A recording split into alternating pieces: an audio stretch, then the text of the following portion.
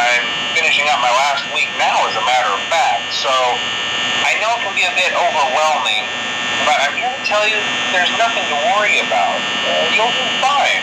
So let's just focus on getting you through your first week, okay?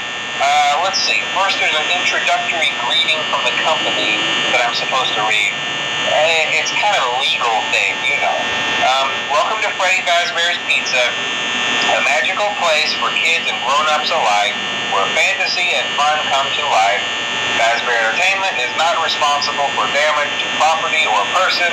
Upon discovering that damage or death has occurred, a missing person report will be filed within 90 days or as soon as property and premises have been thoroughly cleaned and bleached and the carpets have been replaced.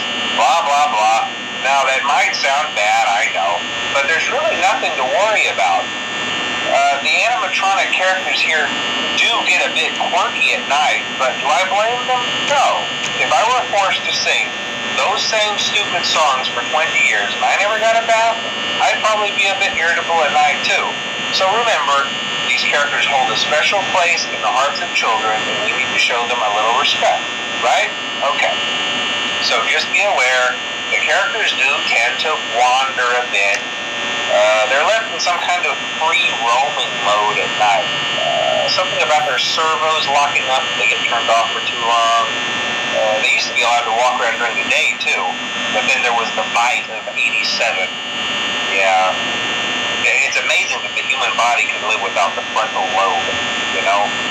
Now, concerning your safety, the only real risk to you as a night watchman here, if any, is the fact that these characters, if they happen to see you after hours, probably won't recognize you as a person. They'll most likely see you as a metal endoskeleton without its costume on. Now, since that's against the rules here at Freddy Fazbear's Pizza, they'll probably try to forcefully stuff you inside a Freddy Fazbear suit. Now, that wouldn't be so bad if the suits themselves weren't filled with cross beams, wires, and animatronic devices, especially around the facial area. So you can imagine how having your head forcibly pressed inside one of those could cause a bit of discomfort and death. The only parts of you that would likely see the light of day again would be your eyeballs and teeth that would pop out the front of the mask. Yeah, they don't tell you these things when you sign up. But hey, first station of the breeze. I'll chat with you tomorrow. Check those cameras and remember to close the doors only if absolutely necessary. Gotta conserve power. Alright, good night.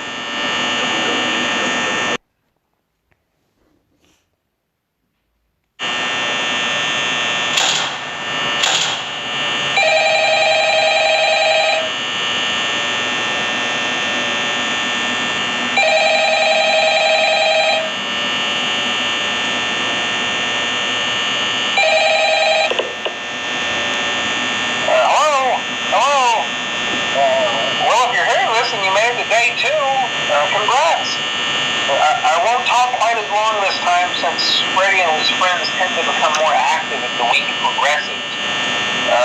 It might be a good idea to peek at those cameras while I talk, just to make sure everyone's in their proper place, you know.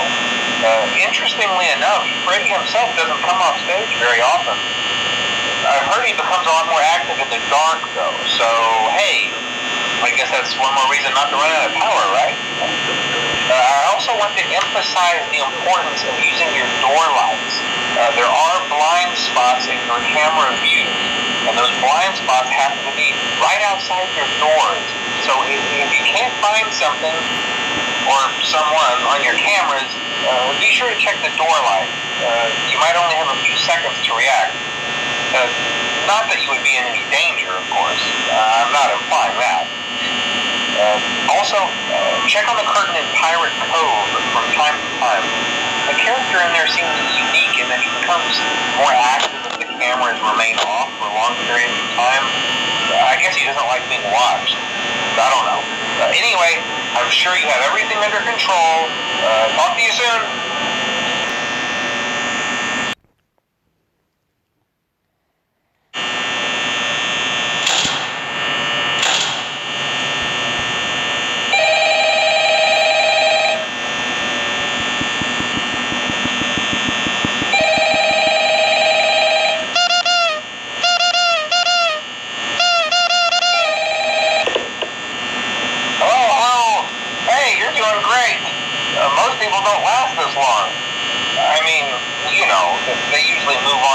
things by now.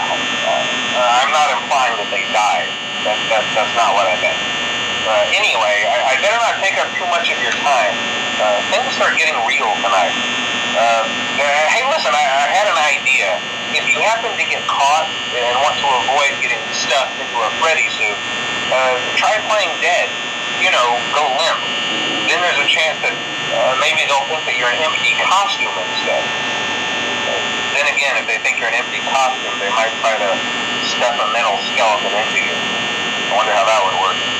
Yeah, never mind. Scratch that. It's best just not to get caught. Okay, I'll leave you to it. See you on the flip side.